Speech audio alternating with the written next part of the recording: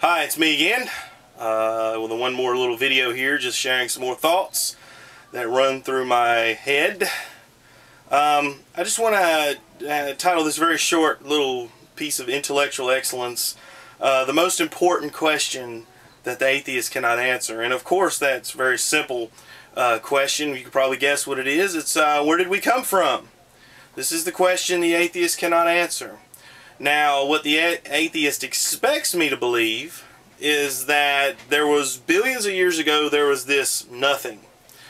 And this nothing, for apparently no reason at all and no catalyst that's known, suddenly sprang into something.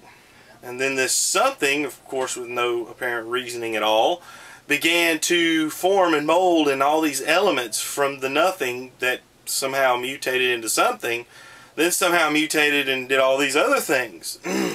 Then, breaking all the known laws of physics and logic and anything like the law of biogenesis and other things that we know to be true, somehow non-life then created or mutated or spasmed or something life. Life just sprang out of non-life for no apparent reason at all.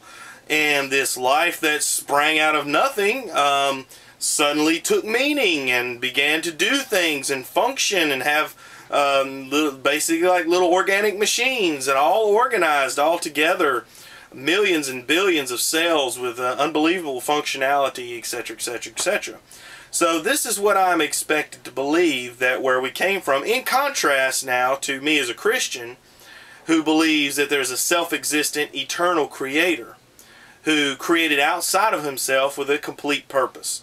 So what we have on one hand, we have the so-called superstitious, ignorant, bigoted Christian who believes something that's completely logical, that creation had a creator. There can't be a painting without a painter, a building without a builder, a car maker. There can be a car without a car maker. Sure, you're familiar with this argument. If you haven't, it's a very one-on-one level, very first-grade level argument that in itself destroys the whole premise of atheism. There cannot be a creation without a creator. Okay?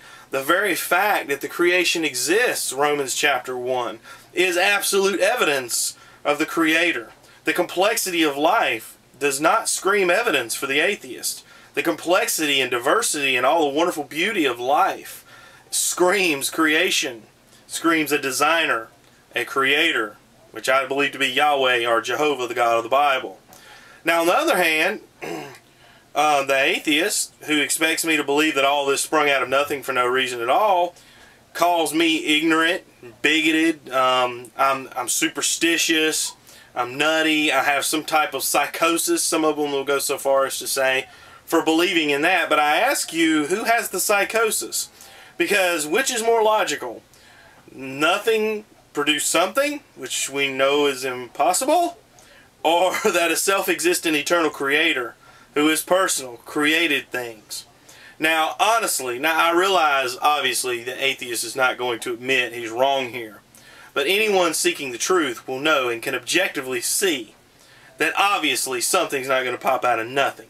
There cannot be a creation without a creator. It goes against the very laws of physics, nature, and logic that we all accept and that we all use to get to the bottom of things. So, I found it very interesting to believe this is what they expect me to believe. Okay.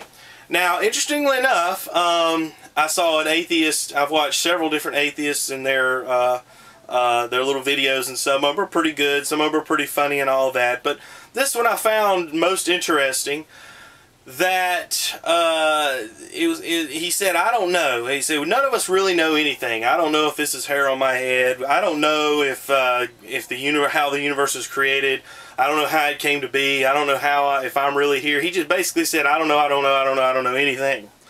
But the complete irony is, if you watch many of this particular individual's videos, among others, the one thing they seem to know absolutely, positively, irrevocably, the one thing they know for sure, even though they admit they don't know if there's really hair on their head, but the one thing they know for sure is that there's no God. And they cannot backpedal and say, oh, well, no, I've seen the other videos. This is the one thing, because remember, for me believing in God, I'm ignoramus, I'm superstitious, I'm a bigot. They say all these things. So while they can't know anything about anything, and they solely admit that, the one thing they know for sure, absolutely know for sure, is that there's no God. Now that, I don't know about you friends, but that logic is absolutely stunning and very comedic, if I must say so myself. So, you know, if I had nothing in my hand, obviously there's air particles and stuff, but you get my gist. If I have nothing in my hand, guess what'll be there in a million years? Nothing. Nothing just can't spring into something.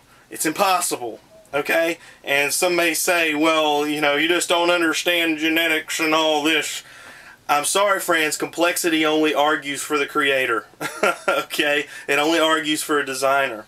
And it really helps me understand that when the Bible says, the fool hath said in his heart, there is no God.